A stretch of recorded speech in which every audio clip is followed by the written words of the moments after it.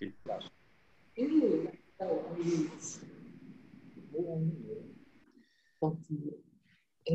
Bonjour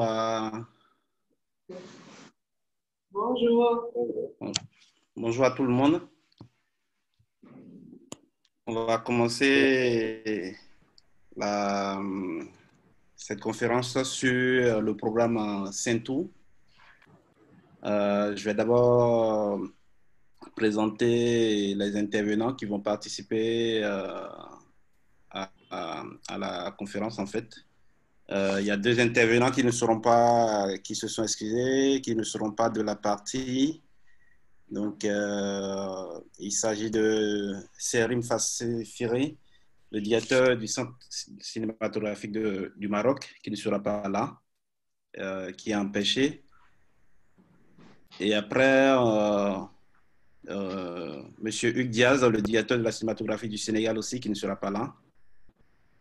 Et donc, pour ceux qui vont intervenir, alors, je vais présenter Slim Dargachi, le directeur du Centre national du cinéma et de l'image de la Tunisie. À la place de Hugues, Aziz va intervenir pour la direction de la cinématographie du Sénégal. Il y aura Denis Koutom, directeur national de la cinématographie du Togo. Il y a Emira Ben Saad, coordinatrice générale du projet Saintou, qui va intervenir aussi. Et Hicham Fallah, responsable artistique du projet Saintou, qui va intervenir aussi. Voilà, j'aurai l'occasion de compléter ce que chaque intervenant va dire ou non. Et après, je lancerai des questions à tous les participants pour ceux qui ont envie de poser des questions. Donc, ça va se passer de deux manières, en fait. Dans un premier temps, on va partir avec la direction nationale de la cinématographie de Tunisie et du Sénégal qui vont nous présenter brièvement comment le projet Saintou et comment c'est parti, un bilan de façon générale de ce qu'est Saintou et jusque-là, comment ça se déroule. On va donner la parole à Denis Koutom après qui va intervenir sur l'entrée du Togo maintenant dans la deuxième édition et comment d'autres personnes, d'autres directions peuvent rejoindre l'aventure au fur et à mesure. Et après, on va passer la parole à Hicham, voilà, pour nous présenter d'abord Emira, pour nous donner une statistique de comment s'est passée la première édition de Saintou, puis Hicham pour nous faire un bilan plus approfondi de façon artistique sur les projets, sur la collaboration avec d'autres plateformes et les autres financements de développement et sur le suivi des projets. Voilà un peu comment va se dérouler la première partie de la présentation et la deuxième partie sera des échanges avec la salle en fait. Donc sans plus tarder, on va partir avec Slim sur cette genèse et un peu un bilan global du travail qui a été fait pour la première édition. Ok, merci Faisal. Bonjour à toi et bonjour à tous les intervenants et nos invités aussi. Donc, comme tu viens de le dire, je vais essayer de revenir un peu sur la naissance de ce programme Saintou. Tout d'abord, je veux remercier Madame Aminata Johnson pour l'organisation de cette rencontre et toute l'équipe qui est avec elle. Donc, cette rencontre qui est organisée dans le cadre du pavillon du cinéma d'Afrique afin de parler de notre programme Saintou. Donc, ce programme a été lancé officiellement l'année dernière au FESPACO, donc plus précisément le 25 février 2019.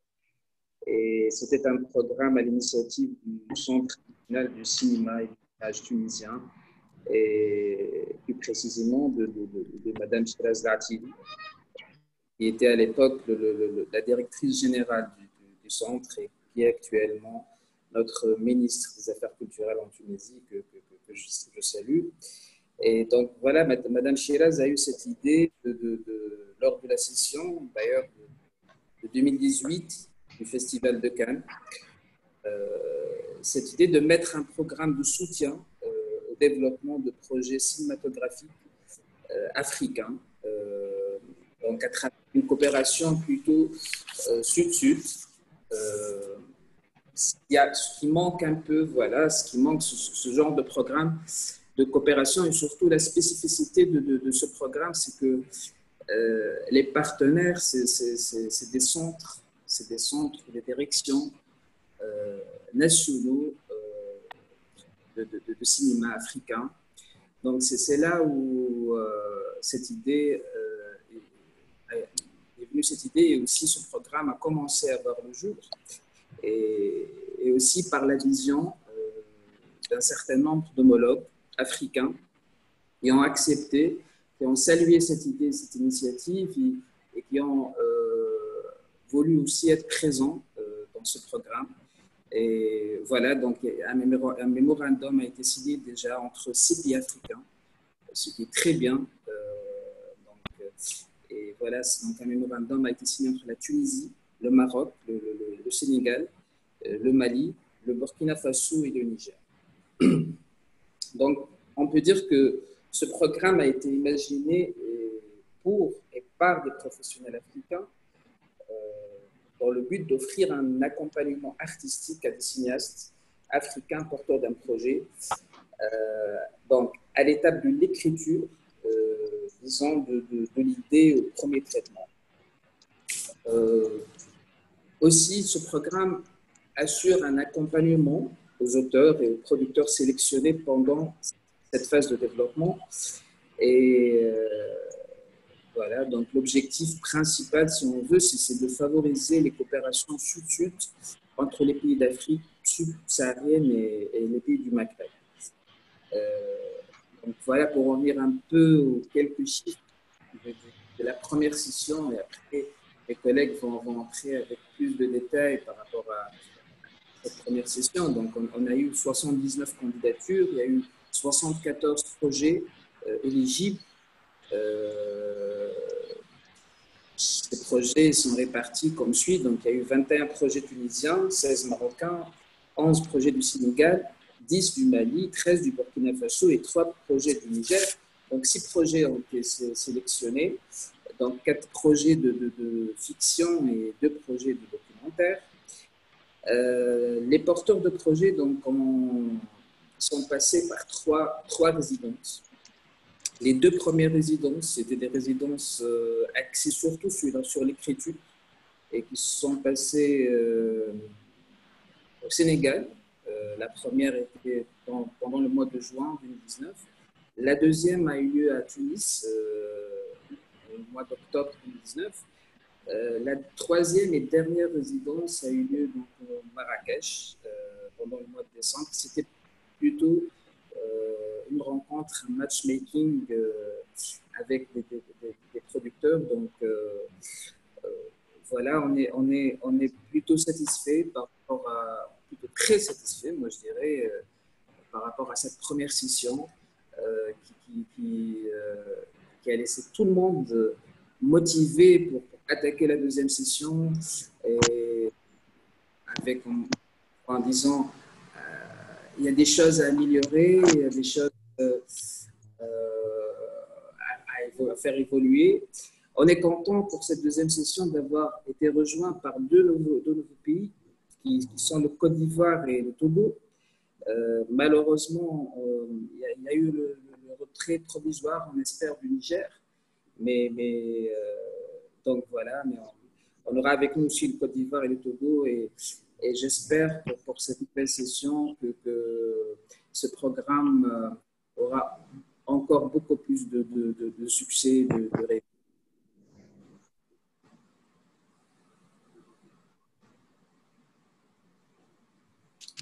Ensemble, on a perdu Slim.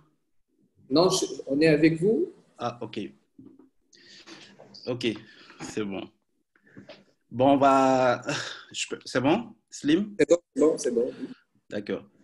Je pense on va donner la parole à Abdelaziz, qui était au début de la rencontre avec Shiraz à Cannes en 2018 avec nous, pour s'il a quelque chose à compléter en ce qui concerne les objectifs de base de Saint-Tour et comment le Sénégal est rentré très tôt dans la danse comme pays membre fondateur du programme en fait. Merci beaucoup, professeur. Je remercie M. Kagashi pour son brillant exposé. Je salue tout le monde. Je voudrais juste, peut-être en complément, dire qu'en fait, pour le Sénégal, la rencontre avec Shiraz en 2018 au Festival de Cannes a été l'incident déclencheur un peu de la participation du Sénégal à ce projet. Parce qu'à l'époque, je pense que le projet était en cours d'élaboration. Et quand j'ai rencontré Shiraz en 2018, elle m'a expliqué un peu ce qu'elle avait envie de faire, les objectifs. Elle était avec toi, avec Alex Moussa Sawadogo, avec Hicham. Donc, tout de suite, on lui a dit, OK, on est partant. On est partant parce que le projet est important. On est partant parce que, pour ce qui concerne le Sénégal, nous avons toujours eu une cinématographie à vocation régionale. Chez nous, quand on dit à vocation régionale, c'est vraiment africain. Ce qui fait que, depuis le début de la naissance du cinéma sénégalais, il y a eu énormément de ressortissants d'autres pays africains qui sont venus s'installer au Sénégal et qui, ensemble, ont permis de construire cette cinématographie-là. Et je pense que, sur le plan historique également, le Sénégal, en collaboration avec la Tunisie, a joué un rôle extrêmement important, notamment dans la mise en place de la Fédération panafricaine des cinéastes et puis de tout ce qui s'en est suivi. Hein. Donc, je pense que sur le plan historique, il y a un rôle extrêmement important qui a été joué. Et je pense que nous sommes dans la continuité de cette dynamique-là. Nous sommes toujours présents, toujours à l'appel. Et bon, peut-être que c'était vraiment ça qui nous a absolument motivés. Et tout de suite, on a mis en place les choses pour que le Sénégal puisse adhérer activement à ce projet.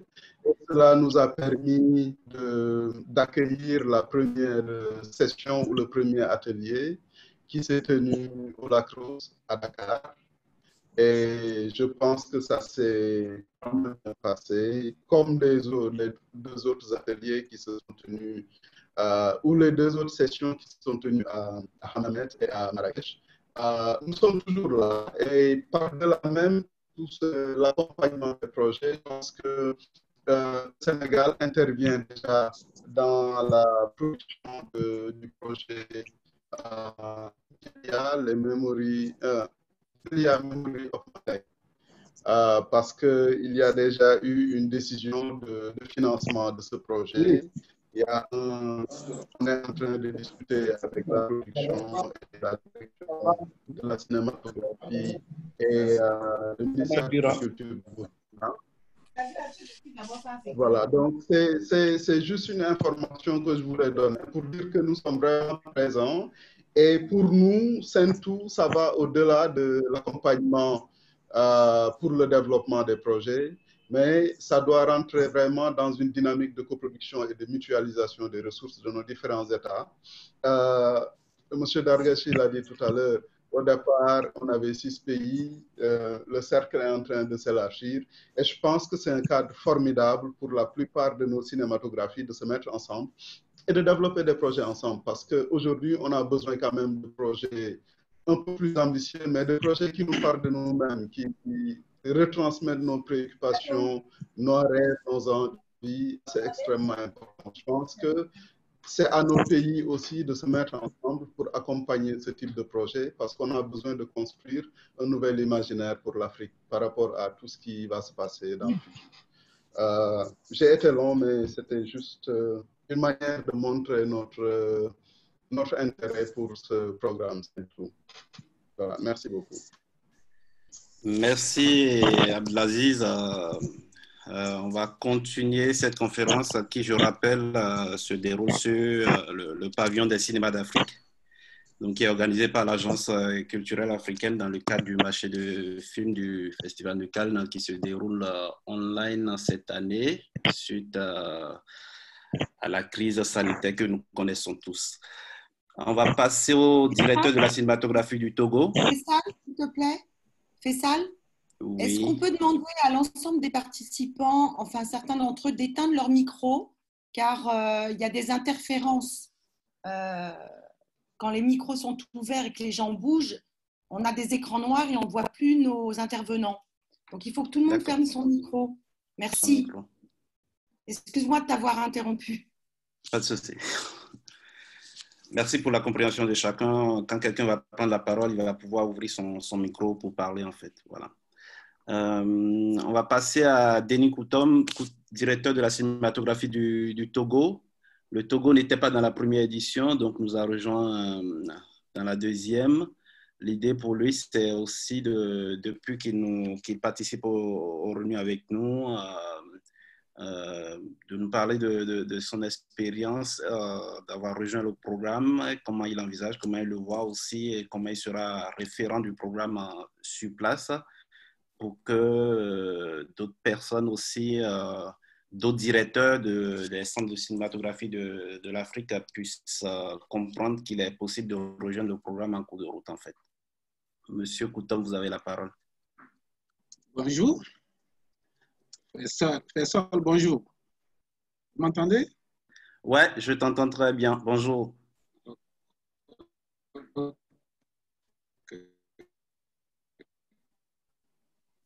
Allô, monsieur Koutom. Je vous dis merci, merci à Sento. Comme vous l'avez dit, nous sommes à notre première expérience avec Sento. Le Togo aurait pu participer déjà à la première édition. Mais il s'est fait que nous avons été pris de court. C'est FESPACO qui est informé des lancements de ces produits. Et depuis lors, nous avons suivi avec intérêt toute l'édition. Nous avons suivi selon le programme, le bilan qui a été fait. Nous nous sommes rendus compte que c'est non seulement à soutenir, auquel il faut participer. Il faut participer. Le Togo, vous le savez, est un petit pays fort à l'histoire de la production cinématographique. Très peu de moyens. Là, nous nous sommes dit, en tant que tel, si le Togo ne participe pas à ce programme, comment nous pouvons soutenir nos jeunes producteurs, auteurs, réalisateurs. Donc, notre ambition en venant au Sento, c'est d'abord assurer la visibilité de nos jeunes producteurs et de les amener, de les accompagner par ce programme dans leur production, les accompagner, les favoriser le chemin. C'est pour cette raison surtout, aider les jeunes à se faire connaître. Voilà, nous avons confiance au programme, nous avons suivi de près. Emira nous a toujours tenu informés des résultats et surtout des décisions qui ont été prises à la fin de la première édition. Et nous avons eu à prendre part, même à distance, à la réunion du Maroc qui a statué sur le mémorandum. Ça nous a permis donc de connaître très bien le programme Sento. Le Togo est disposé à participer à ce programme parce que nous sommes confiants, nous sommes convaincus que seul on ne peut rien faire. Seul on ne peut rien faire parce que dans ce programme, c'est une porte ouverte de se faire connaître et surtout de soutenir ces artistes, ces cinéastes sur tous les plans. Nous comptons, dans la mesure du possible, participer à cette édition et aux celles qui viendront par après pour permettre à nos auditeurs, à nos producteurs, surtout à nos jeunes réalisateurs, de pouvoir signer au moins une réalisation à l'international. Comme vous le savez, dans l'histoire, le Togo n'a jamais eu de longs métrages et nous espérons que notre présence à Saint-Cloud nous permettra d'arriver vraiment à ce but. Voilà un peu les raisons pour lesquelles nous avons souhaité faire participer le Togo à Saint-Cloud et nous espérons que notre expérience va faire tâche d'huile parce que nous avons nos collègues qui sont autour de nous et qui hésitent certainement à participer. Je crois que nous serons les porte-tambours par rapport à nos collègues qui ne sont pas encore au Saint-Cloud. Et je peux vous assurer que ce serait vraiment, notre participation sera vraiment une incitation aux autres pays qui n'ont pas encore pris la décision de participer. Voilà ce que je peux dire pour l'instant. Merci, Monsieur Koutom, pour votre intervention. Oui, on espère que d'autres centres puissent rejoindre le programme, effectivement. C'est ouvert, c'est pas fermé et l'idée, c'est de fédérer plusieurs pays autour de ce programme. Voilà. On va continuer avec Emira qui nous fera un point sur les sélections et comment ça s'est passé pour la première édition et que nous jugeons continuer pas utilisé pour les autres sélections parce que voilà, ça nous semble quand même concret pour avancer vers une sélection aussi diversifiée. Emira, tu as la parole. Merci, Faisal.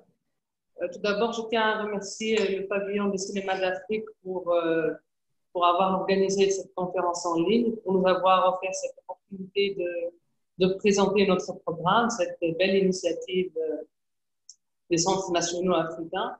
Et donc, pour rebondir à ce que vient de dire M. Slim, et ne pas reprendre les mêmes données, en fait, je rajoute quelques informations par rapport à la première étape depuis le lancement de l'appel. Donc, l'appel à candidature, il a duré 2 mois.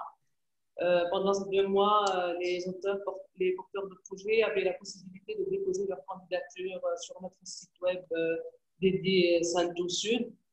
Et au final, nous avons eu 74 projets qui correspondaient aux critères de sélection. Donc, sur ces 74 projets, il y avait 50% de projets genre fiction et 24 documentaires, sur un total de 52 projets, sur 52 auteurs, réalisateurs hommes et 22 femmes. Donc, la répartition des projets, elle était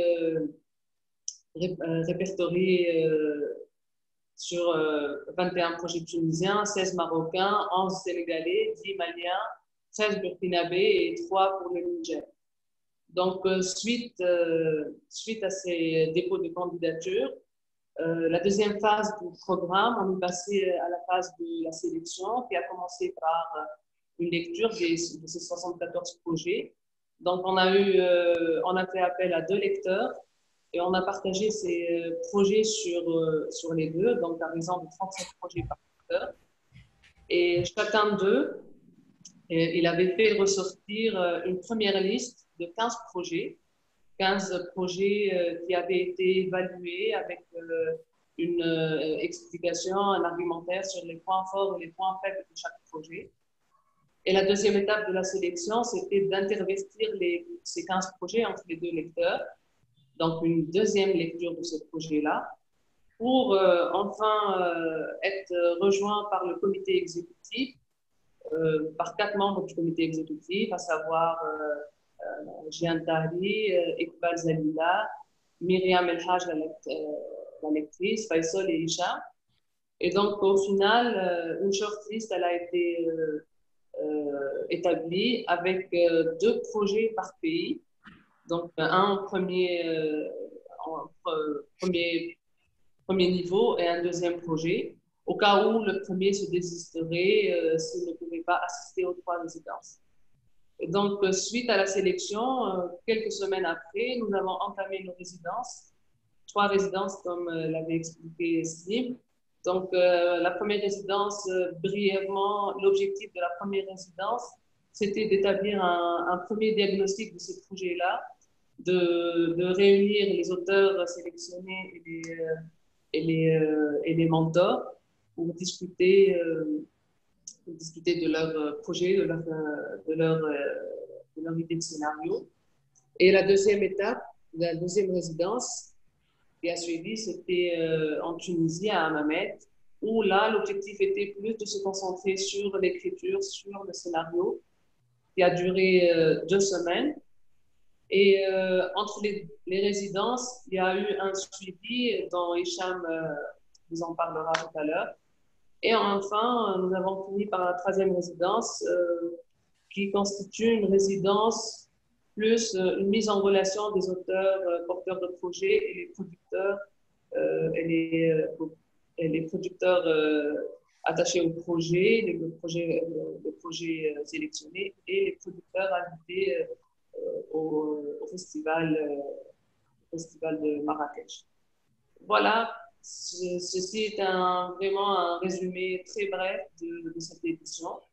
Donc, pour ne pas entrer dans les détails des projets, je cède la parole à mon collègue Hicham, coordinateur artistique, pour parler de ces projets-là. Voilà, merci. Merci Emira.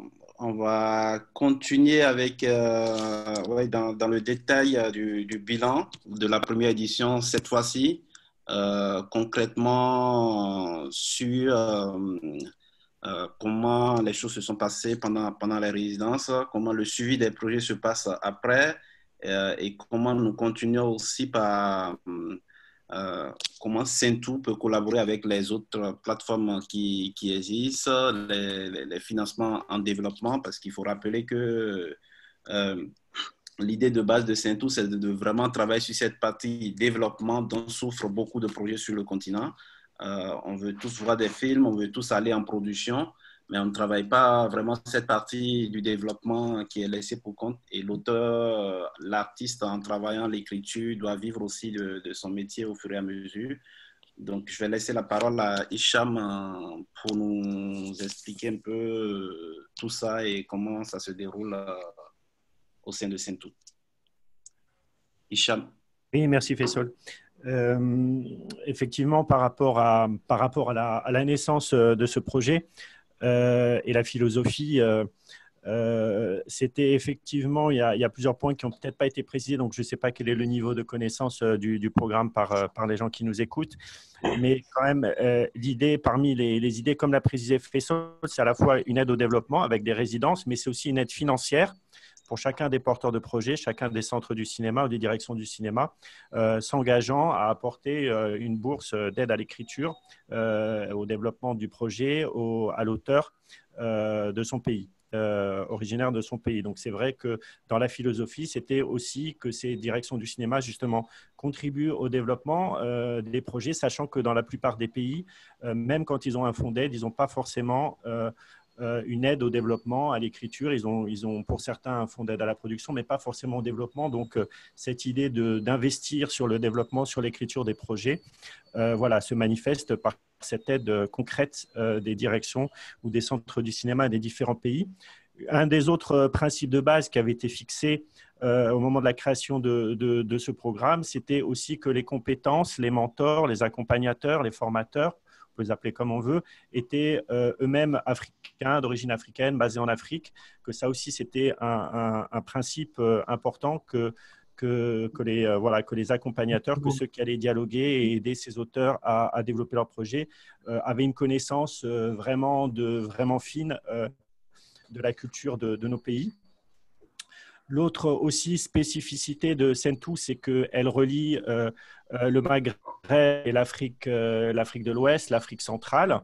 Donc, dès le départ aussi, c'était quelque chose pour nous philosophiquement de très important que ça soit, comment dire, que ça soit à nous qui choisissions, que ce soit les pays africains eux-mêmes qui choisissent avec qui ils ont envie de collaborer, de coopérer. Donc ça, c'était aussi un des principes de base philosophiques de ce programme. Après, en ce qui concerne les résidences d'écriture, il existe évidemment d'autres programmes sur notre continent. Donc, j'allais dire, on n'a pas inventé l'eau tiède, comme on dit. On a essayé juste de réfléchir par rapport à ce qui existe déjà. Et donc, c'est comme ça qu'on a établi effectivement cette progression diagnostic du projet, puis écriture, puis dans la troisième étape, où là, on a essayé d'inclure, quand les porteurs de projet avait un producteur sud, d'inclure ce producteur sud dans cette troisième résidence, de telle manière justement là aussi de travailler sur la réalité, la faisabilité, quel type d'argent ils pouvaient trouver dans leur propre pays, comment coopérer avec d'autres pays, et bien évidemment avec la coproduction, ou les fonds aussi qui viennent du Nord. Et donc ça s'est passé à Marrakech, cette troisième résidence, en parallèle d'un événement qui existe sur notre continent, le Festival de Marrakech, qui a aussi un programme industrie. Donc l'idée, c'est effectivement de collaborer, de coopérer au maximum avec ce qui existe déjà sur notre continent, que ce soit Marrakech, Carthage, FESPACO évidemment, où le programme a été lancé, ce qui est les autres initiatives qui existent comme à Dakar.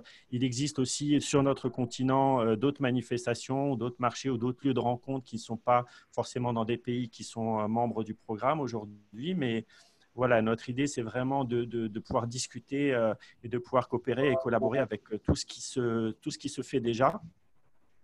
En termes de bilan, par rapport à ce que je voulais, je parlerai peut-être des projets, peut-être plus si vous avez des questions après, mais surtout ce qui s'est révélé à la pratique, très concrètement, qu'on n'avait peut-être pas imaginé au départ, c'est que Sentou, c'est un programme d'aide à des auteurs, à des professionnels africains, mais en fait, ça s'est surtout révélé aussi, et je pense que c'est très important, comme un lieu d'échange, de rencontre entre ces directions du cinéma, ces centres du cinéma des différents pays, qui chacun sont à des niveaux d'organisation administrative, de moyens financiers, à des niveaux très, très différents. Et ça a permis, en fait, à ces directeurs, ces directrices, ces responsables, de pouvoir, à partir d'un projet concret, de discuter de la réalité de leurs moyens, de leur possibilité de soutenir les auteurs, d'engager des coopérations entre notre pays. Donc voilà, déjà, c'était un lieu où ils ont pu se rencontrer, ils ont pu discuter. Et à partir, sur la base de certains projets, comme l'a précisé Abdulaziz, par exemple, sur le projet de Boubacar Sangaré, de discuter concrètement comment en attendant, on espère qu'il y ait des accords de coproduction qui permettent d'avoir vraiment des engagements financiers croisés entre des pays. Déjà, qu'est-ce qu'on peut faire pour soutenir certains projets qui ont une dimension panafricaine sur différents pays? Et donc, quand par exemple, pour le cas de Boubacar, un tournage qui va se faire sur 3 pays, sur 4 pays, comment chacune des directions du cinéma, des centres de cinéma, peut faciliter les choses pour le développement, pour le tournage après du film, que ça soit financier, que ça soit logistique. On a pu aussi, à travers ces questions-là, aussi discuter de choses très concrètes. Par exemple, quand on a un film comme le projet malien de Awa, par exemple sur la question du casting d'un film, comment les autres pays peuvent aider là aussi à avoir cette circulation des artistes. Ça peut être la même chose pour les techniciens. Quelquefois, il y a des blocages administratifs qui existent aujourd'hui dans la réalité des textes. Comment le fait que ces directions du cinéma, ces centres du cinéma travaillent ensemble sur un projet commun, ça leur permet quelquefois d'essayer de résoudre des questions très concrètes qui aujourd'hui bloquent certaines coopérations, certains échanges artistiques entre des producteurs, entre des réalisateurs, des artistes de notre pays. Donc, c'est vrai que Sentou, j'allais dire, c'est une manière à partir du cas très concret des films qui sont soutenus à travers ces résidences, de se poser plein d'autres questions sur comment faciliter, comment concrètement rendre possible ces coopérations sud-sud qui sont politiquement évidemment voulues, désirées par notre pays. Mais après, quand on rentre dans le concret, voilà, les producteurs, Faisal en est un, peut témoigner de la difficulté de circulation d'argent dans le cas d'une coproduction entre différents pays africains, par exemple. Voilà, ça permet de poser à partir de ces projets le fait que on est des artistes et qu'on est aussi les États à travers leur direction du cinéma, les centres du cinéma qui sont engagés, ça permet quelquefois, j'espère, voilà, d'avoir voilà, un échange constructif entre les artistes, entre les professionnels et les responsables de la cinématographie dans leurs différents pays. Donc voilà,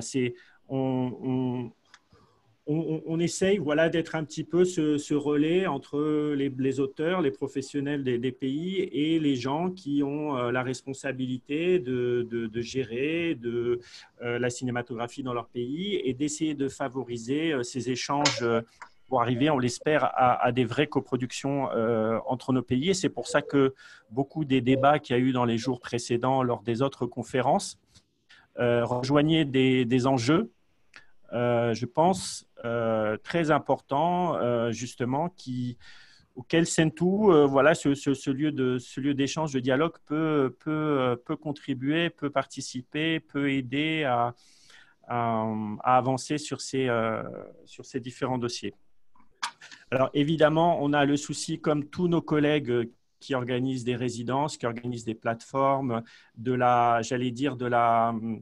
réussir on a essayé de faire une sélection évidemment artistique sur la qualité des projets, sur le potentiel des projets, en essayant de veiller à aussi cet équilibre entre le documentaire et la fiction, de tendre aussi à la parité chez les porteurs de projets.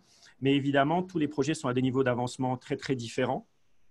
Et donc, pour les accompagnateurs, pour les mentors en écriture, en développement, ça demande effectivement un travail vraiment très, très, très, très personnalisé. Et c'est là où se pose la question, hier, je pensais hier aussi quand on en a parlé par rapport à Wagga FinLab, qui est la question des producteurs dans nos pays. C'est-à-dire que nous, on peut accompagner ces auteurs au moment justement du début du développement de leur projet, mais après, qui va prendre le relais derrière au quotidien, de telle manière de porter leur projet jusqu'au niveau nécessaire pour la mise en production, enfin pour la recherche de financement, puis la mise en production. Donc, c'est pour ça que c'est un work in progress. On essaye dans la mesure du possible de suivre les projets avec certains des accompagnateurs, de les guider vers quels sont les autres aides au développement, les autres plateformes qui existent, qui sont les plus pertinentes pour leur projet. Mais c'est vrai que c'est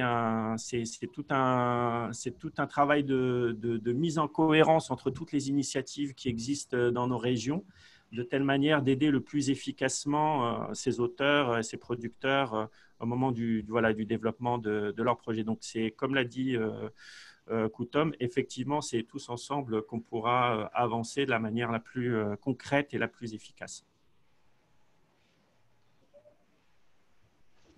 Merci Hicham pour toute cette explication. Voilà. Je pense qu'on a bien compris en fait dans les différentes explications de la genèse du projet jusqu'à la fin de cette première édition. J'ai noté 2 questions des participants en écriture. On va revenir là-dessus parce que, comme j'ai expliqué au début, on va finir cette première partie de présentation. Je vais passer la parole tout à l'heure à la coordinatrice générale, Emira, pour nous parler de la deuxième édition.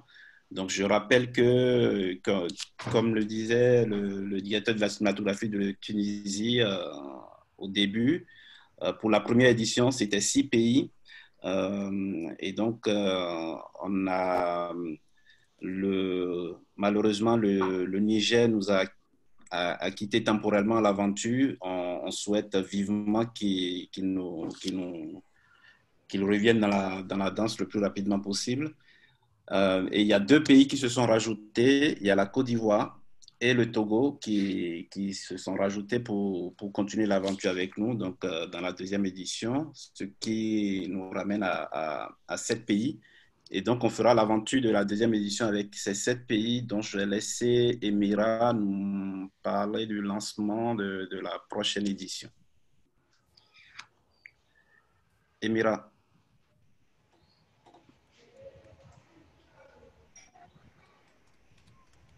Merci Faisal. Alors, donc on a annoncé hier sur notre page Facebook, il y avait une bonne nouvelle à annoncer à la fin de cette séance, de cette conférence.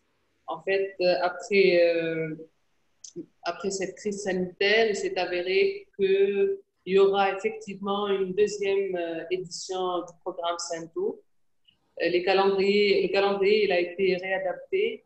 Donc, aujourd'hui, le 25 juin, on lance l'appel de la deuxième édition Sainto. Donc, comme la première édition, les dépôts de candidature se feront exclusivement sur le net. Donc, consultez notre site www.sainto-sud.tn.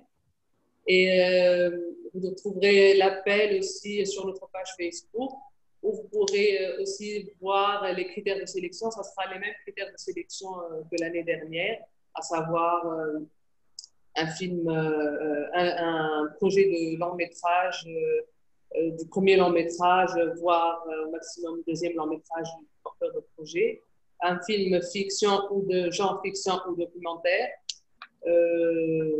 Donc, les papiers demandés, le rendu demandé, ça sera les documents demandés, ça sera principalement la note d'intention, le synopsis et le traitement, un planning de production s'il y en a, et voilà les autres détails que vous trouverez dans l'appel. Donc, on vient de l'annoncer, nos chers collaborateurs, ça sera 7 projets cette année, parce qu'on est au nombre de 7 pays. Et vous aurez un délai de 2 mois pour soumettre vos candidatures, et ce jusqu'au 25 août 2020. À partir de là, avant l'annonce des résultats, on annoncera avec ça le nouveau calendrier, tout en suivant l'évolution de la crise sanitaire dans nos pays respectifs et dans le monde d'une manière générale. Et voilà, le calendrier sera réadapté selon les conditions sanitaires. Voilà, donc Faisal, si tu peux partager l'affiche de cette deuxième édition à l'écran. Et j'invite tous nos participants à visiter notre page Facebook et notre site web, si tu peux le faire. Ok, merci Emira, je partagerai l'image tout à l'heure. Là, on arrive, comme je le disais, à la fin de la présentation globale de Sainto et de l'annonce de la deuxième édition. Et donc, avant de passer aux différentes questions, je tiens à clôturer cette première présentation par le fait que Sainto, au départ, a été très vite accompagné par d'autres partenaires et d'autres plateformes de résidence et de développement de projets existants déjà, comme le disait Hicham. Donc, on a été très, très tôt accompagné par Sud Écriture, avec Dora Bouchoucha et Elina Chaban de Tunisie.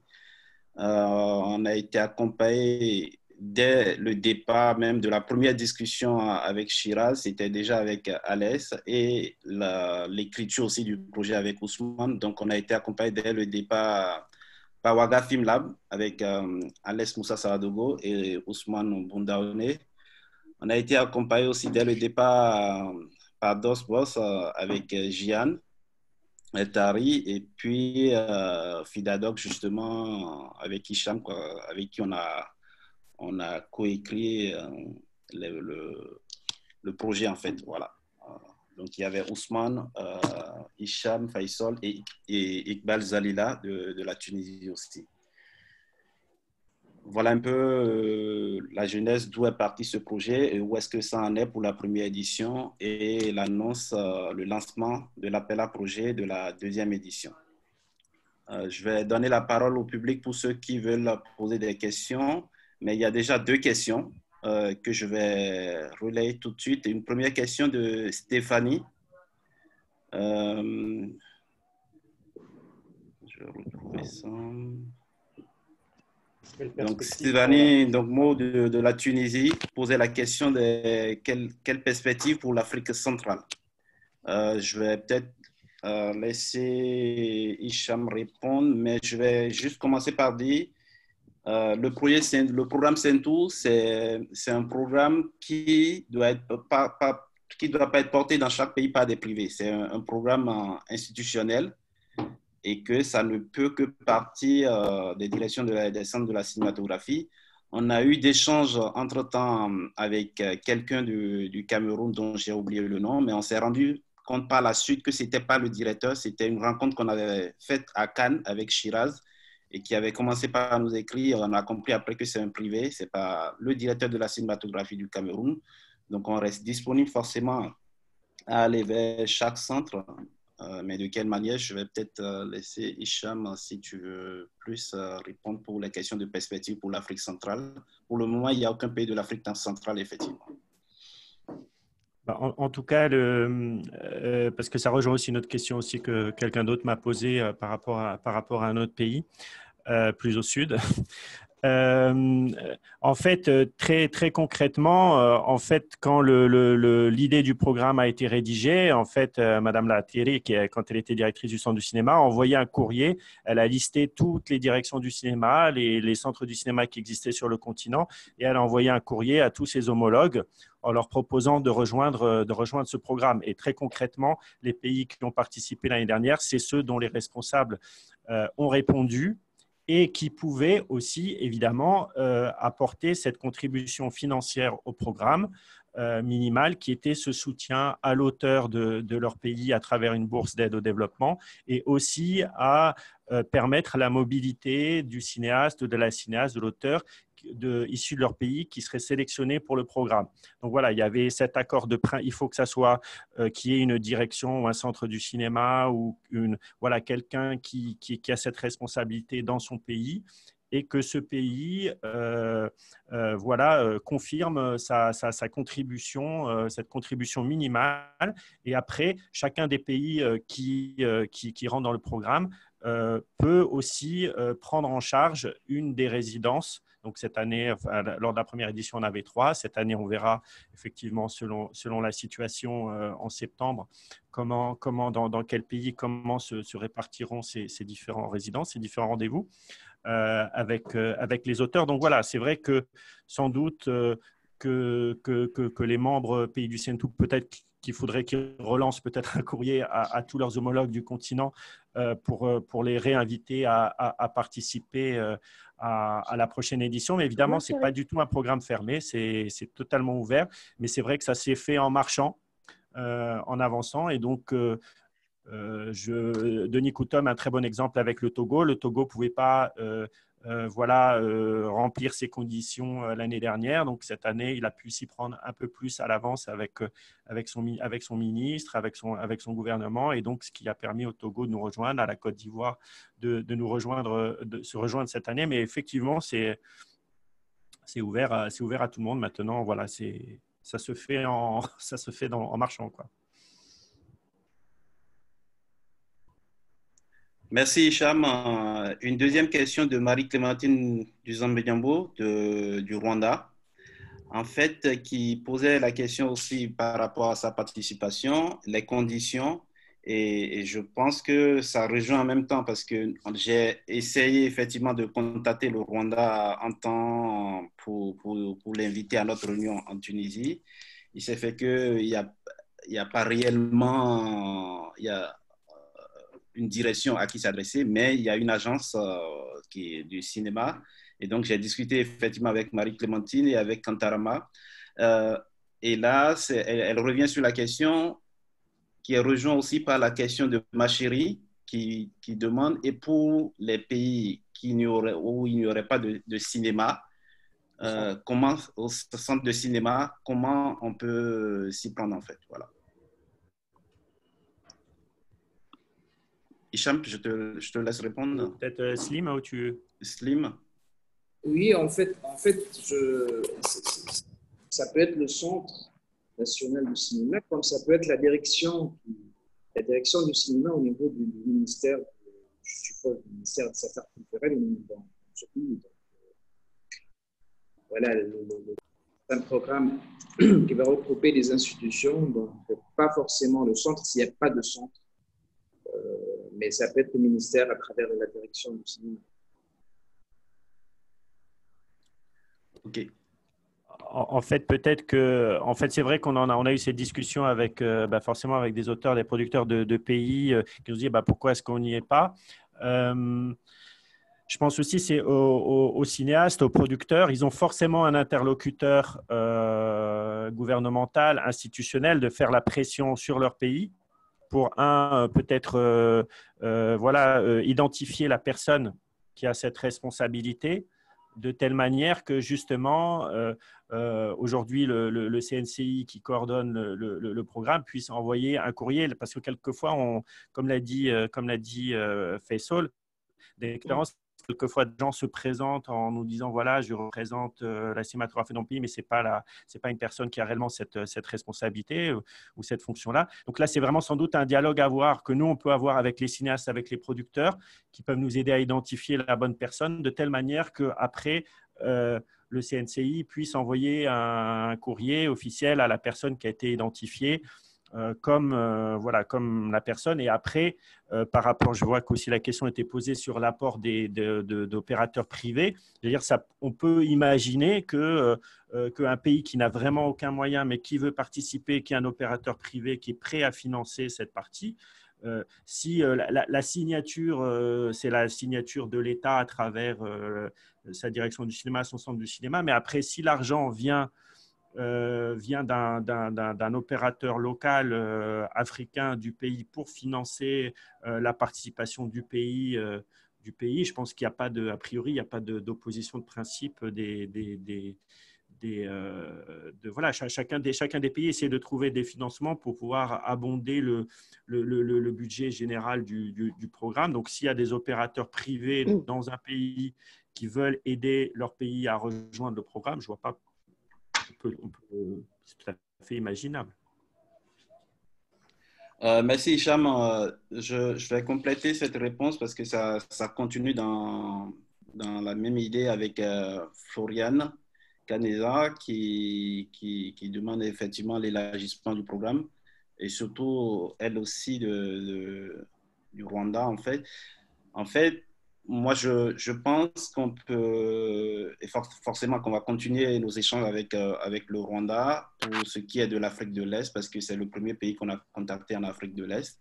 Et même si ce n'est pas une direction ou un centre, l'agence discute quand même, elle représente au niveau du ministère. Donc, c'est déjà pour nous une agence avec laquelle on peut échanger pour pouvoir mettre en place la collaboration avec ce pays.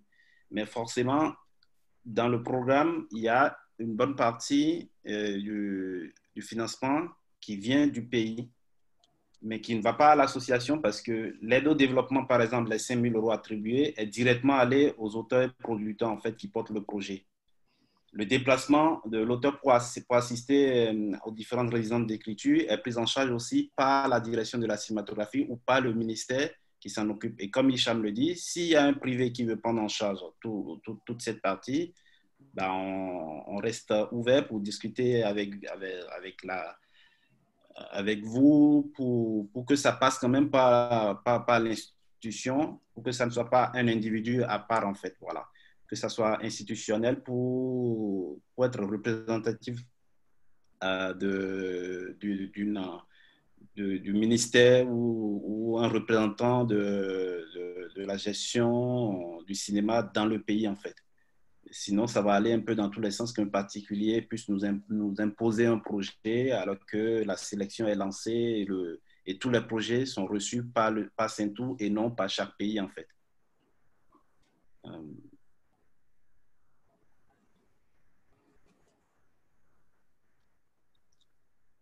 Donc oui, Hicham répondait à la question de Niak Nta Esther qui posait effectivement cette question des structures privées.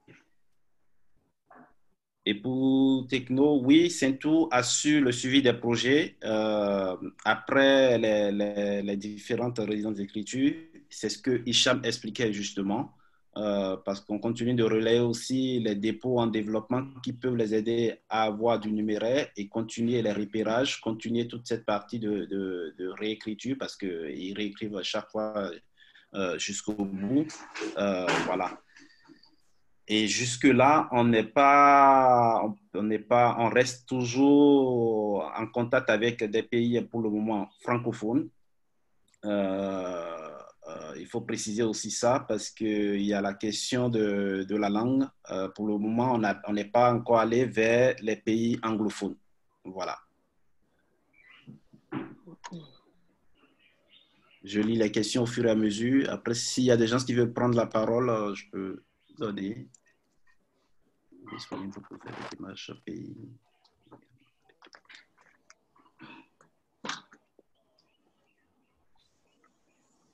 Oui. Abba El Mokhtar, qui nous appelle par rapport à la Mauritanie, c'est pareil.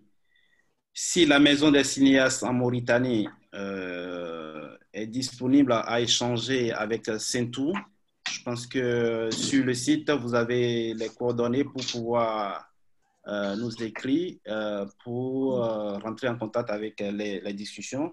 Mais effectivement, on pourra aussi vous envoyer tous les documents dans lesquels vous allez voir le règlement et comment vous pouvez faire l'adhésion et comment ça peut se passer, comment on peut échanger jusqu'à mettre en place la collaboration pour que la Mauritanie aussi puisse rejoindre le groupe.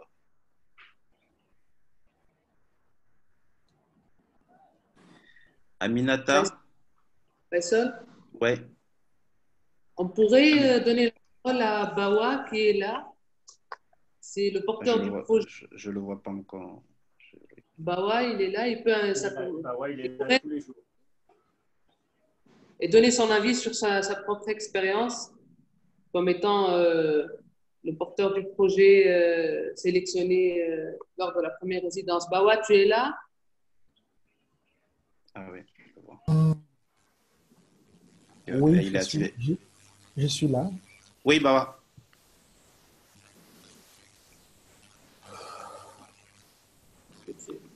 Alors, donc par rapport à la première édition, je voudrais intervenir. J'étais déjà en train, je ne sais pas, est-ce que vous m'entendez? Oui, on t'entend très bien. Voilà. J'étais en train d'écrire un message. Donc, en fait, je voudrais dire que Sento, c'est vraiment une aventure merveilleuse. Et pour tous ceux qui ont eu l'opportunité de participer à cette première édition, comme moi, peuvent témoigner en tout cas de l'évolution significative de leur projet. Parce que pour mon cas, mon projet qui était intitulé Tekanda, les gens venus d'ailleurs, c'est un projet qui était vraiment à un stade embryonnaire au départ, mais avec Sentou, suite aux deux premières résidences auxquelles j'ai pris part, celle du Sénégal et celle de Tunisie. Vraiment, ça m'a permis en tout cas de beaucoup avancer par rapport à l'écriture même du projet. Et aujourd'hui, je suis vraiment fier d'avoir participé à ce programme, mais je déplore au passage les retraits de mon pays qui s'est retiré, les retraits de mon pays par rapport à cette aventure. C'est quelque chose qu'il faut vraiment encourager et c'est une chance vraiment pour tous les porteurs de projets de pouvoir participer à ces programmes-là. Parce que les stratégies élaborées pour pouvoir améliorer les projets à travers les échanges avec les mentors depuis le départ jusqu'à, en tout cas, la deuxième édition, comme je le disais tantôt. La deuxième résidence, du moins, c'est vraiment quelque chose d'encourageant et c'est une expérience inoubliable pour moi. Et je remercie au passage le Centre national de la cinématographie de la Tunisie qui a bien voulu m'accompagner et me soutenir pour prendre part aux autres résidences, notamment la deuxième et la troisième, suite au retrait de mon pays. Donc, c'est vraiment important. La seule chose pour laquelle je pense qu'il faut peut-être améliorer, c'est la dernière résidence qui était un peu la résidence de coproduction. Je pense qu'il faut vraiment la repenser et la retravailler pour qu'elle soit un peu plus fructueuse quant aux porteurs de projets qui vont pour rencontrer des coproducteurs venus de l'Afrique, mais aussi peut-être d'ailleurs, Et pour moi, c'est très important. C'est une expérience qui a permis à mon projet d'être à un stade aujourd'hui beaucoup plus avancé. Et je partage avec vous cette bonne nouvelle que je viens d'avoir, qui est en fait le soutien de l'OIF par rapport à mon projet. Et donc, la notification a été faite hier que Tchekanda aussi, mon projet, donc, vient d'être soutenu par le programme, par l'OIF. Et c'est là, certainement parce que ce projet a bénéficié de l'accompagnement des Santo. Voilà un peu ce que je peux dire. En tout cas, merci à tous les mentors, à tous les participants qui sont porteurs de projets, mais aussi à la coordination qui n'ont ménagé aucun effort pour nous permettre d'être là où nous sommes aujourd'hui. Merci beaucoup. Merci, Bawa, pour ton intervention. Il y avait encore deux questions qui sont arrivées. C'est donc... Pardon? Excusez-moi. Bah, tu peux couper ton micro, Bawa, s'il te plaît. Merci. Pour Stéphanie qui posait la question de savoir pourquoi le Niger s'est retiré. Bon, le Niger, je peux te répondre directement, Stéphanie. Le Niger, c'est comme ce qu'on expliquait, c'est une question de prendre des engagements aussi vis-à-vis du pays, du budget aussi. Et je pense qu'à un moment donné, le directeur de la cinématographie du Niger, Sani Magouri, nous a écrit, voilà, compte tenu de la situation et que des coupures budgétaires, qu'il se retirait temporairement pour la deuxième édition et qu'il espère nous rejoindre très vite pour la prochaine édition, la troisième édition. Voilà. Donc, c'est pour des questions voilà, budgétaires à son niveau principalement, je crois. Voilà. Il y a Olivier Barlet qui pose une question plutôt sur l'articulation avec les aides venant du Nord. Je vais commencer par répondre un peu à la question de Olivier et peut-être Hicham va compléter par ce qu'il expliquait tout à l'heure. Bawa? Okay. Oui, je suis. Ben, tu peux couper ton micro, s'il te plaît.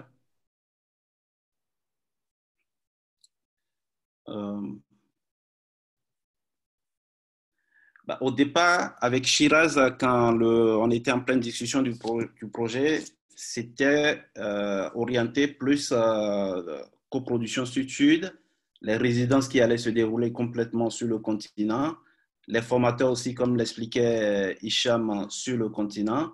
Donc, on a évité tout de suite, dès le départ, d'aller vers des partenaires et des recherches de financement au niveau du Nord. Mais avec le dispositif des financements existants, ce qui est sûr, tout projet, après, au-delà de Saint-Tour, va être déposé dans des commissions données. Et c'est ce que Bawa, par exemple, a fait et qui a obtenu l'aide au développement de l'OIF, en fait, qui est soutenu par le dispositif de l'Union européenne, ACP Union européenne. Ça continue aussi avec les autres labs dans des festivals donnés. Parce que pour la troisième partie aussi, il y avait eu des rencontres avec d'autres plateformes comme l'industrie de vision du réel, des rencontres avec Émilie. Et donc, il y a toujours un lien qu'on continue par nouer entre les auteurs, les financeurs, les festivals et les dispositifs existants. Il n'y a pas une coupure ou il n'y a pas une rupture de continuer par travailler avec ces systèmes de coproduction déjà existants. Mais l'idée pour nous est de favoriser et de renforcer la coproduction vraiment sud-sud entre nos pays et le suivi des projets avec les réalités des formateurs qui connaissent bien l'environnement culturel et cultuel de nos pays en fait. Pour compléter par rapport à la question d'Olivier, effectivement, on a, comme j'avais dit, il y a eu les rencontres, conférences des jours précédents, et c'est vrai que j'étais intervenu, je pense que c'était à la fin, celle justement sur le fonds ACP. C'est que ça, c'est vraiment, pour moi, vraiment une question effectivement importante, qui est quand l'Union européenne, par exemple, divise notre continent, l'Afrique du Nord en MENA et les pays ACP au sud du Sahara, fait que, et quand il y a des initiatives extrêmement positives comme celle de favoriser justement les coproductions entre des pays ACP, mais de fait, avec ce bonus financier pour les coproductions, quand plusieurs pays ACP sont engagés à soutenir un pays, alors qu'il y a plusieurs producteurs de ces pays-là. Mais effectivement, de fait, les pays du Maghreb, d'Afrique du Nord, en fait, ce mécanisme, je vais dire, c'est pas que ça empêche évidemment des coproductions, des coopérations, mais de fait, on a décidé à Bruxelles, d'une certaine manière, qui devait coopérer avec qui ou qui serait favorisé. Donc voilà, c'est pour ça que moi j'étais intervenu à la fin de cette table ronde. Et le fait que Sentu soit initié et que le comité de pilotage soit les directions du cinéma ou les centres du cinéma, c'est important, car je pense que dans ces discussions-là, stratégiques, qui sont politiques, que les centres du cinéma africains ou les directions du cinéma sont légitimes à pouvoir discuter de ces questions-là avec leurs homologues européens ou d'autres régions qui voudraient soutenir les cinémas, les productions sur notre continent. C'est pour ça, comme je dis, c'est bien, on est à un endroit avec Sentu où les Africains peuvent discuter entre eux, et aussi j'allais dire, de pouvoir aussi prendre peut-être des positions communes ou avoir des réflexions communes pour pouvoir dialoguer avec d'autres institutions internationales qui veulent soutenir, favoriser les productions cinématographiques de nos pays. Un autre enjeu, je suppose, tu vois, Olivier aussi, je pense, qui est par exemple important, c'est aussi par rapport aux pays qui ont des fonds d'aide vers l'Afrique et qui qui nécessitent un coproducteur dans leur pays. Comme ça peut exister par exemple sur certaines aides de pays scandinaves. Là aussi, c'est une réflexion. Est-ce que c'est une aide à la production dans nos pays, ou est-ce que c'est de l'aide à des producteurs du Nord pour contribuer à des films qui sont produits dans le Sud? Donc ça, c'est vrai que là encore, Sentu, parce que les centres du cinéma, les directions de cinéma sont les pilotes du programme, peut être un lieu de discussion de ces questions-là stratégiques. Et c'est aux cinéastes, aux producteurs de faire remonter leurs remarques à leur propre direction, à leur propre centre, pour pouvoir, s'ils ont des propositions, des remarques par rapport à ces mécanismes de soutien. Voilà, c'est un lieu de dialogue. Et par rapport à la remarque qu'a fait Bawa par rapport à la troisième résidence, effectivement, on a essayé de s'appuyer, de s'adosser sur une plateforme qui existait déjà sur le continent. Donc, en termes de calendrier, mois de décembre, on avait proposé à Marrakech et comment le centre cinématographique marocain a permis à ce que ça puisse, que tous les participants puissent être invités au Maroc à cette occasion. Mais c'est vrai que ça doit être pensé, cette coopération avec les autres plateformes du continent. Pour le programme de cette deuxième édition, on espère que justement la dernière partie puisse se dérouler au Burkina Faso à peu près au même moment ou juste avant le FESPACO, pour pouvoir profiter de cette dynamique de tous les professionnels qui sont réunis à cette occasion. On espère que ça sera possible. Et c'est vrai que cette articulation avec les financements qui existent d'aide au développement ou à la production, aussi bien dans notre région et ces fonds européens, cette troisième résidence doit être un espèce de lieu d'échange, de discussion, un peu de think tank sur ces questions-là. Et c'est vrai que cette troisième résidence, c'est à la fois aider les porteurs de projets, l'auteur et le producteur sud, s'il en a un, à à pouvoir avoir des premiers contacts pour éventuellement déclencher nos financements de soutien à son projet. Mais ça doit être aussi, je pense, effectivement un moment de réflexion sur comment améliorer ces mécanismes de soutien entre Sud-Sud, Nord-Sud, voilà, de pouvoir essayer d'arriver à une cohérence, à une meilleure cohérence. Merci Hicham. Il y a les questions qui continuent. Donc, il y a Fatou, notre présidente du Sénégal, des critiques de cinéma du Sénégal. Pas encore présidente du Sénégal, espérons. Présidente de l'association des critiques, en fait, qui nous demande pourquoi on passe à un projet pour la deuxième édition alors qu'on était à 2 projets. Non. Fatou, on n'était pas à 2 projets par pays. C'est toujours, on a sélectionné 6 projets pour la première édition et c'est un projet par pays en fait. Parce que, voilà. Je pense que. Oui. Vas-y, voilà, que Fatou, elle a rebondi sur, quand j'ai présenté les statistiques, en fait, on avait dit que les lecteurs, on a abouti à une liste de 2 projets par pays. Au cas où le premier arrivé se désisterait de l'édition, donc on passe au projet qui est positionné en seconde position. Mais au final, on arrivait à 6 projets par pays. Le nombre de projets dépendait des pays partenaires de l'édition. Donc voilà. D'accord. Il y a 2 questions que je vais mettre ensemble pour donner la parole à Slim et peut-être à Emira. La première question vient de Blaise Pascal Tanguy. Si un particulier souhaite entreprendre des négociations pour l'adhésion de son pays au programme Saintou, y a-t-il des prérequis, des documents nécessaires? Et la deuxième question qui rejoint aussi cette question, c'est de Ndiaga Tchumban, en fait.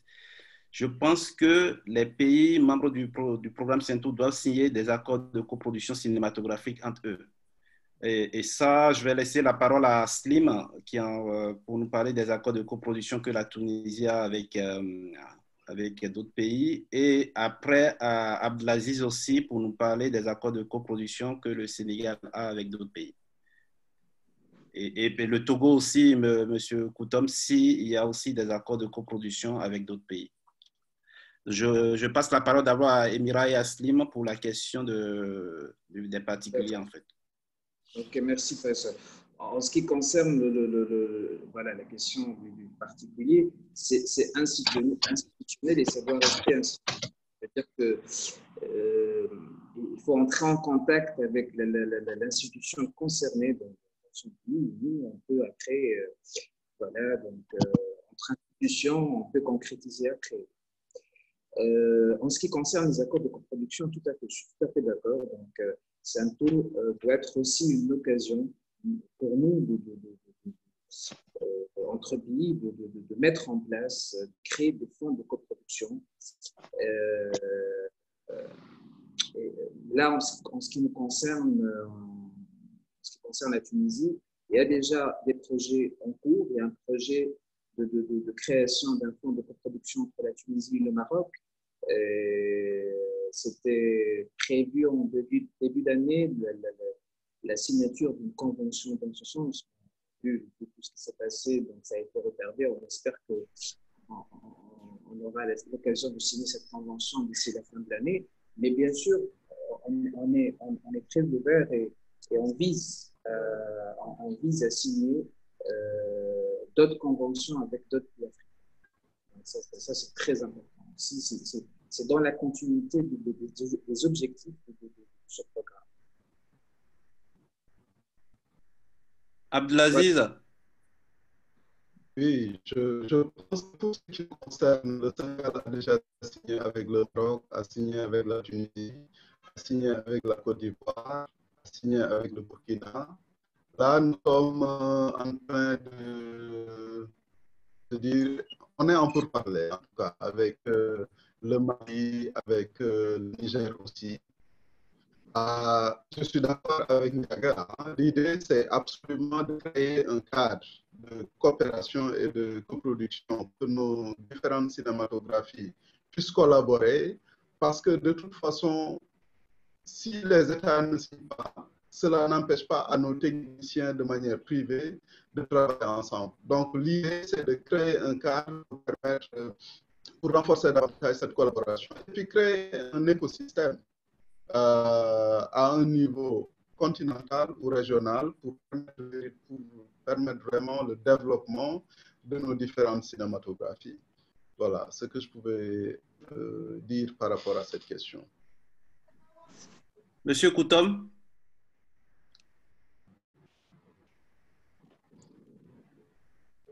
Allô, Monsieur Koutom.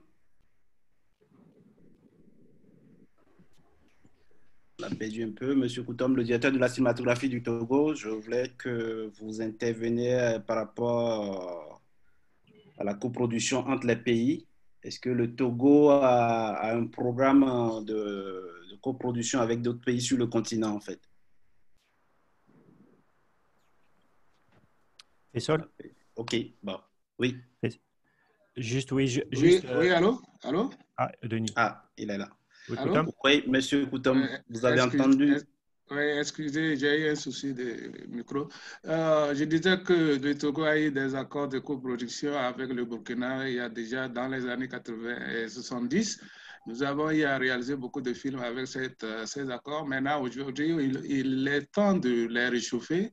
À part le Burkina, je crois que nous n'avons pas eu dans la réalisation des accords de coproduction, mais à l'heure où nous sommes pour parler avec les directions, les autres pays, notamment le Sénégal, où nous avons déjà entamé d'écrire avec mon collègue du Sénégal. Nous avons écrit, il reste de le faire passer par les affaires étrangères et le processus, le protocole.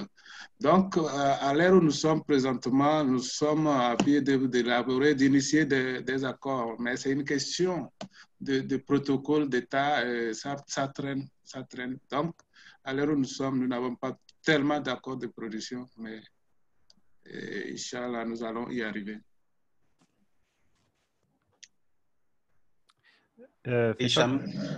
Oui, c'était justement complété par rapport à cette question-là, c'est que par rapport à ces fonds, c'est que justement au tout départ, je pense que l'idée de Sentou, de la part de la directrice du CNC, de Chazla Atteri, c'était que justement un pays comme la Tunisie, comme aussi le Maroc, mais signe des accords de coproduction avec un fonds de coproduction avec des pays européens, et que voilà pourquoi quand elle s'était tournée vers nous, c'est pourquoi je n'ai pas de fonds de coproduction avec d'autres pays africains. Et comme effectivement, c'est un long processus qui demandera du temps au niveau politique de faire comprendre au gouvernement, au ministère des Finances de chacun des pays, ce genre de choses. Dans la discussion avec elle, c'était de dire inventons, créons, faisons quelque chose de concret qui est modeste, mais qui crée ce cadre de coopération entre les pays, effectivement, progressivement, des accords de coproduction, et on l'espère, avec un fonds de coproduction entre les pays. Donc voilà, c'est vrai que c'est un processus comme ça, étape par étape, de la même manière que on n'a pas voulu penser tout de suite à cette idée d'un fonds panafricain, parce que là aussi, on sait que c'est un truc énorme que beaucoup de gens ont essayé depuis 10 ans, 20 ans, 30 ans de créer, qui dès qu'on essaie… Donc, essayons de commencer petit sur quelque chose de concret qui crée ces échanges. Et comme l'a dit Abdoulaziz, il y a des coopérations, des coproductions humaines entre les artistes, entre les techniciens, entre les producteurs.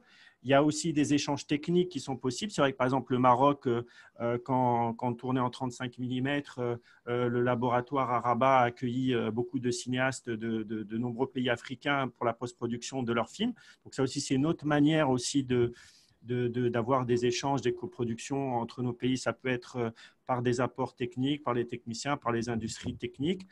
et après ces accords de coproduction, enfin ces fonds de coproduction qui seraient liés aux accords de coproduction. Ça, c'est vrai que c'est un processus politique qui est financier, qui est complexe. Mais je pense que dès qu'on aura, j'allais montrer par l'exemple que c'est possible, que voilà, on le voit, c'est tout au début. Voilà, un courrier est envoyé à 25 pays, 5 ont répondu. Maintenant, après, plein de gens disent pourquoi est-ce qu'on n'y est pas?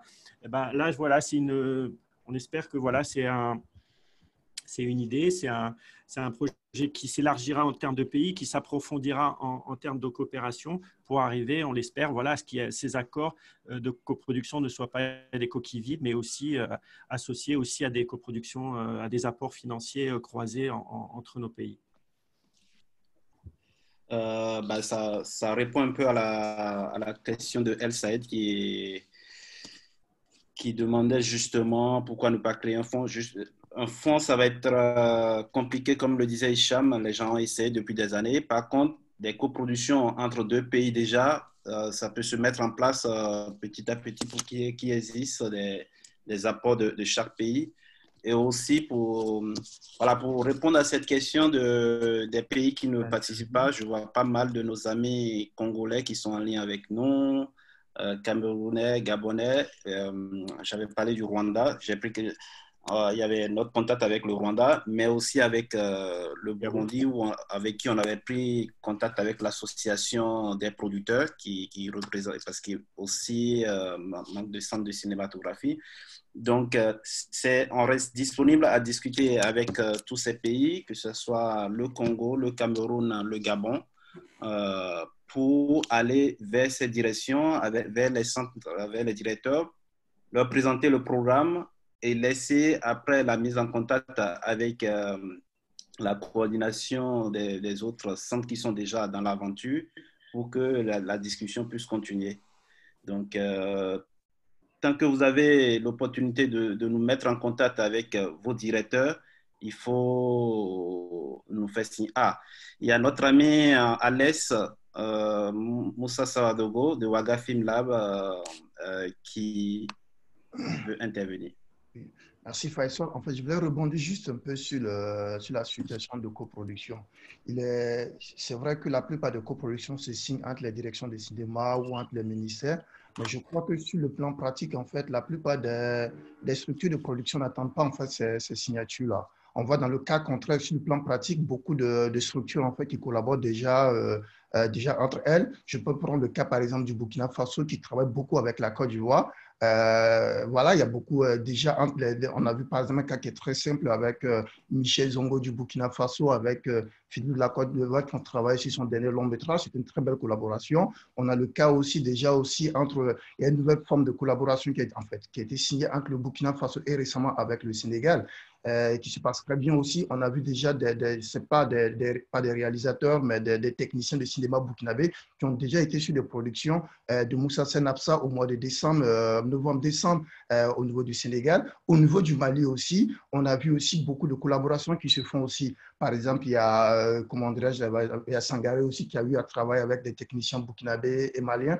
Moi, je pense qu'il y a une nouvelle génération en fait, de réalisateurs et de producteurs de cinéma qui sont là, qui ont compris qu'au niveau des structurations, au niveau de politique, en fait, ça tarde beaucoup. Donc, du coup, ils n'attendent pas. Donc, ça veut dire qu'ils partent directement et ils arrivent à trouver les moyens, comment s'échanger entre eux, des structures privées, comme on le dit, voilà, de production et des réalisateurs pour pouvoir avancer. Je pense que cette génération n'a pas attendu cette signature de convention. Elle est déjà partie. Donc maintenant, c'est aux politiques, disons, ou ces institutions maintenant, de rattraper ça ou de pouvoir officialiser. Je vois qu'il y a beaucoup de choses qui se passent comme ça. Toi, justement, entre le Bénin et le Burkina, tu as déjà collaboré pas mal de choses en matière de production, entre le Togo et le Burkina et d'autres pays.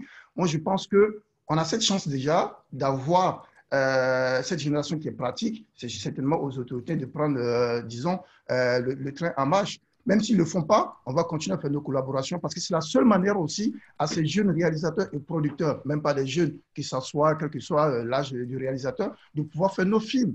Je ne crois pas qu'aujourd'hui, avec tous les problèmes qu'on est en train de vivre, que ce soit les problèmes sanitaires, que les problèmes, disons, sécuritaires qui sont en train de faire, et surtout le manque de financement qui existe, en fait, on pourra faire du cinéma en attendant que nos autorités arrivent, en fait.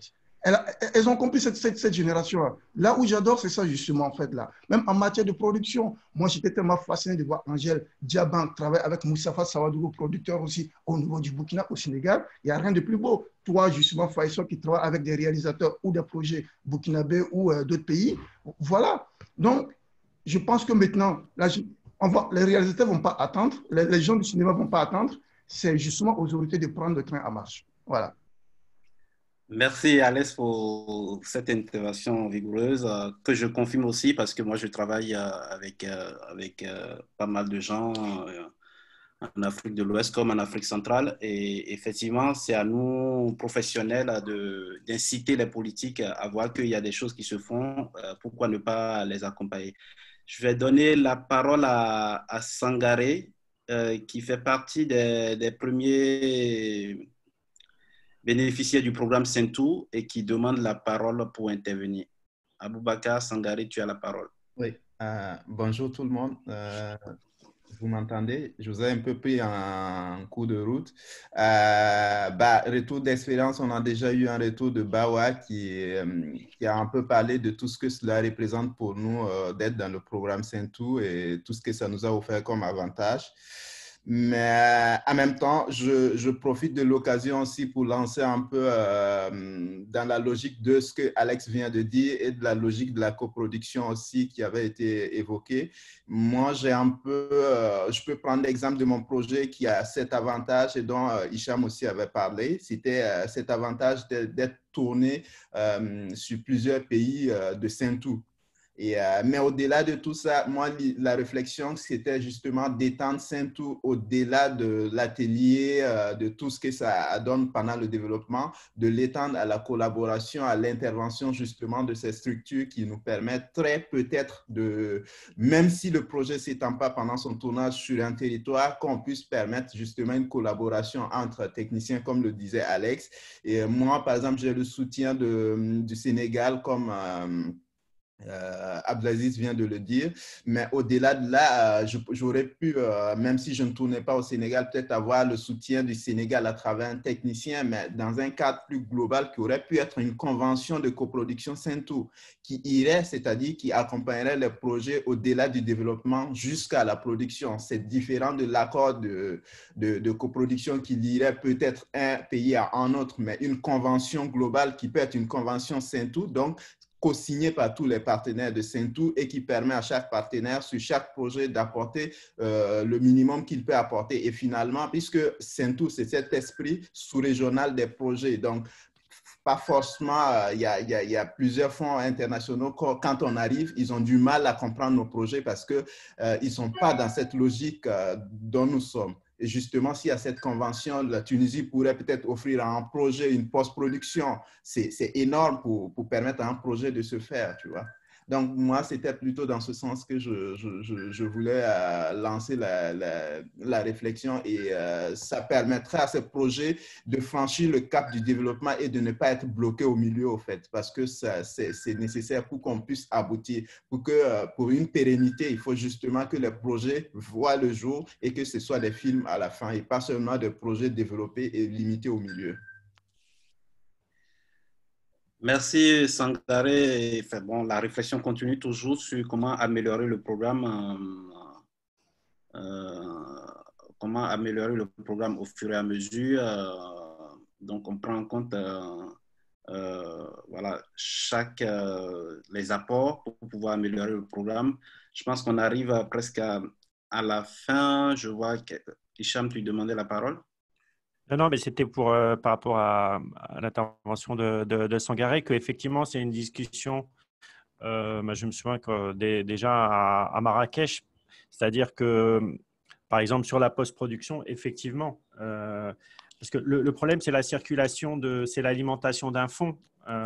C'est de faire rentrer cette logique de coproduction qu'un pays puisse mettre de l'argent concrètement sur un projet d'un autre pays, c'est très complexe. Donc, pour l'instant, on a trouvé ce biais-là de éventuellement quand un film est tourné ou parce qu'il y a un coproducteur du pays qui peut faire une demande au centre du cinéma de son pays. Et après, c'est vrai que la coproduction et les industries techniques, par exemple pour le Maroc, effectivement, le CCM a aussi son laboratoire et donc peut contribuer, comme je t'ai dit, ça s'est fait il y a 20 ans, il y a 30 ans, à l'époque du 35 mm. Pour d'autres cinéastes africains. Donc ça, c'est vrai que c'est quelque chose et c'est bien que justement, ça soit les participants, ceux qui ont bénéficié, qui puissent faire ces remontées, ces propositions de telle manière que ces choses dont on a un peu discuté, que les responsables voilà, du comité de pilotage des différents pays ont évoqué, que ça soit un peu comme un label, parce que Sentu pourrait aussi favoriser la circulation entre les pays, des pays qui ont bénéficié de ce soutien aussi au moment du développement. Donc, je t'ai dit, la post-production, je pense que c'est vraiment quelque chose qui est possible. La circulation des films aussi, c'est quelque chose…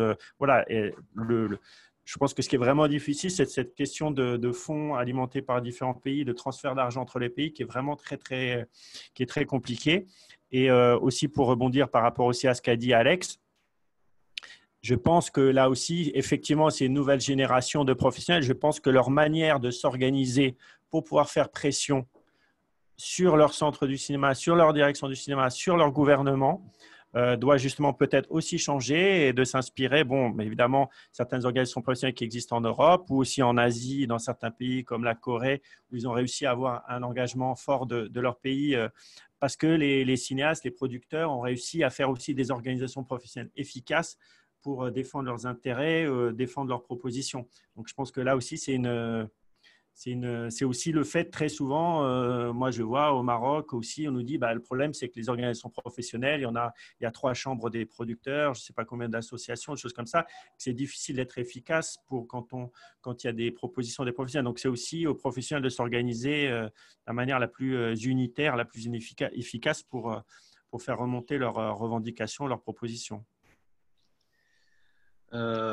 Merci Hicham. Donc, je vais répondre à une dernière question. Déjà, je remercie Marcelin qui était d'accord Marcelin Bossou du Togo, d'accord sur l'intervention de Alès et Sangaré. On note bien les interventions et on va continuer effectivement par réfléchir, mais c'est des choses qui se font déjà sur le terrain et voilà. Il y a la question de Moussa Abdoulaye Mamadou qui, en gros, dit qu'un pays qui s'engage et après fait défection en cours de route, comment est-ce qu'on lâche le porteur de projet? Comme c'est une seule édition qu'on a eu à faire, on a eu un cas concret, mais on n'a pas lâché le porteur de projet, ni le projet. Il a suivi les 3 résidences. Ça a été difficile financièrement, mais on s'est débrouillé pour qu'il participe jusqu'au bout à toutes les résidences. Mais il faut comprendre que c'est compliqué si on est lâché effectivement en cours de route par un centre national de cinéma ou une direction, de laisser tomber un beau projet qui peut bénéficier quand même du programme. Voilà. Je rappelle qu'on arrive au bout et du coup, cette conférence a été quand même organisée avec l'Agence culturelle africaine dans le cadre du marché du Festival de Cannes en online cette année. Et donc, à tout honneur, on va laisser la parole à Aminata pour conclure avec nous cette conférence. Aminata est dans la salle?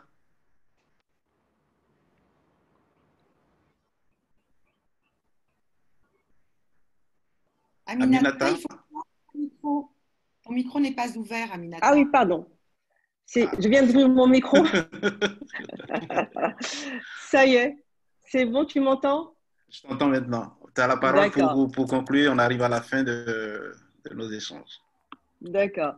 Bon, en tous les cas, je voulais tout d'abord dire merci beaucoup donc, à toi, Faisal, à toute l'équipe de Sentu d'avoir présenté le programme, la 2e édition sur le pavillon des cinémas d'Afrique.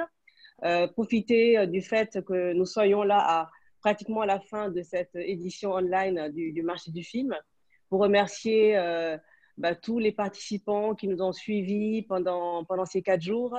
Remercier nos partenaires, que ce soit le TV5 Monde, le CNC, la CEDEAO, UEMOA, CEAC, FEPACI, FESPACO, Écran Noir, enfin toutes ces institutions qui nous ont accompagnés, sans oublier Villa 134 avec Myriam Arabe pour la réussite de cette édition. Voilà, donc c'était notre 2e édition. On sera là l'année prochaine, on l'espère, en présentiel. Cette année, on a fait ces conférences, mais pas que. Nous avons également fêté le 2e anniversaire de notre sélection, notre label Talentueuse Caméra d'Afrique, qui a accompagné, accueilli une réalisatrice et 6 réalisateurs cette année sur des projets en développement. Et voilà, donc ce programme a été créé pour accompagner, promouvoir les talents africains de demain. Et on espère qu'on pourra les accueillir, en tout cas une bonne partie d'entre eux sur Cannes l'année prochaine. Donc merci encore à tous et à toutes pour votre participation. Merci encore une fois à Myriam Arabe pour l'existence et puis la réussite de ce pavillon. Et à tous, je vous dis rendez-vous en 2021, on l'espère, sur la Croisette. Merci beaucoup, Myriam, et merci à tout le monde. Merci, à bientôt. Merci. Au revoir. À bientôt. Bientôt.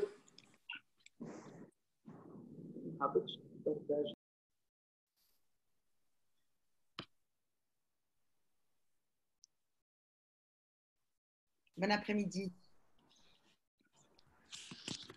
Merci Fessol, bravo. Merci Myriam. Et DJ, bientôt.